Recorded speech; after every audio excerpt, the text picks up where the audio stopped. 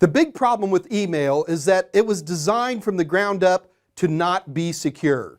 So SMTP, IMAP, and POP protocols are by default unencrypted protocols. So as the years progressed, people began to realize that, hey man, I need to get encrypted email. Now, I need to warn you right now, it's very easy for you to take an end user attitude about this stuff. And you're like, well, I just use Gmail, or I just use Yahoo, or I just use an encrypted tool like Proton Mail. We're not talking about the users. We're talking about us nerds who are the people who have to configure this stuff and get it set up, okay?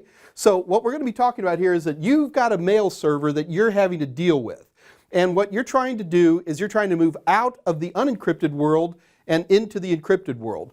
All email server tools can easily handle encrypted email, assuming you've got them set up right. And I need to warn you, the exam hits on this very hard. So let's take a moment and discuss how we encrypt email. So I've got my client here. Here, let me write client.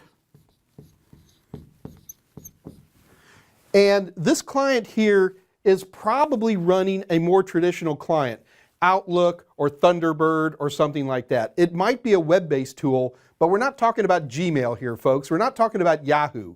We're not talking about web-based. We're talking about real email in this case. So what we would normally have, and we covered in other episodes, that we would have SMTP over here.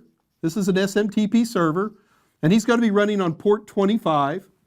And then it might be either an IMAP or a POP3. Now, POP isn't nearly as common as it used to be, but, whoops, it ran on port 110.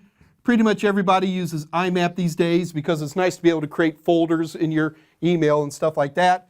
And that runs on 143. No problem, right? And you set this stuff up. In fact, by default, any email server tool will go ahead and set up these ports automatically. The problem we ran into is that moving from unencrypted to encrypted email was not a smooth one-time process. We went through a number of issues. The biggest issue is that, first of all, everybody said we're going to use TLS, the same way we use for encryption in our web browsers. That's great, but it took a while to figure this out.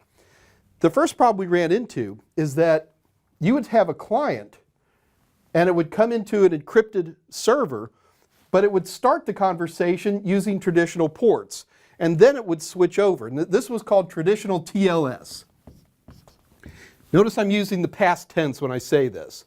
So IMAP was on port 993. You'd start the conversation on 143, but then quickly switch over to 993. POP was on 995, and then SMTP was on 465. And this was built into the email servers and email clients. They all worked fine. You throw a certificate into your email server, everything worked great.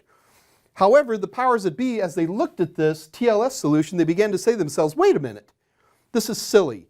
We're going from one port number to another port number. So bad guys, because they know about 110 and port 25 and 143, might be monitoring, might be a man-in-the-middle type of thing.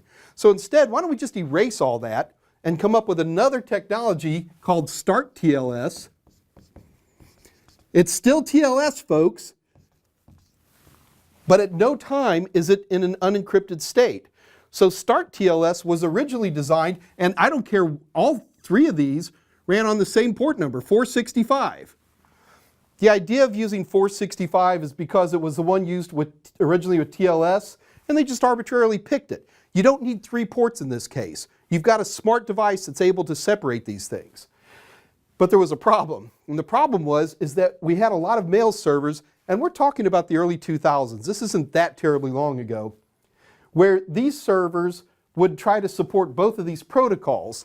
And as you can see, if you've got 2 different protocols, TLS and Start TLS, it began to create a mess. And they said, okay, that 465 was just temporary until you use the official port that we'll always use from here on in, port 587.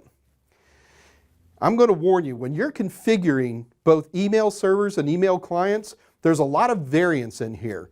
And a lot of times the answer is you're going to have to dig and try to figure out on the server side, where do you set your port settings, and what other, you'll see use Start TLS, yes or no, and you have to get this stuff configured right. And on the client side, it can even be more frustrating. Very popular email clients like Thunderbird actually use improper phrasing that can make this stuff very, very confusing.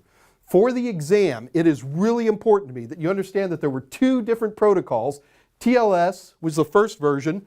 TLS started unencrypted and then went to encrypted using these port numbers. And today, pretty much everybody uses Start TLS, and Start TLS should be using 587, but don't be surprised if you see a question where it says Start TLS uses 465.